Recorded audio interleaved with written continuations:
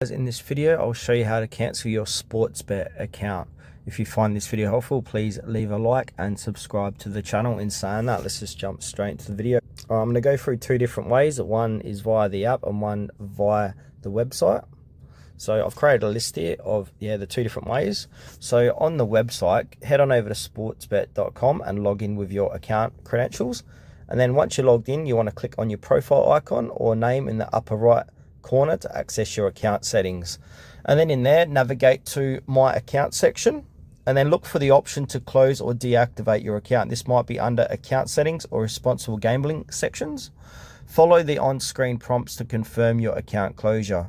You should receive a confirmation email once your account closure is complete, so keep an eye out for that.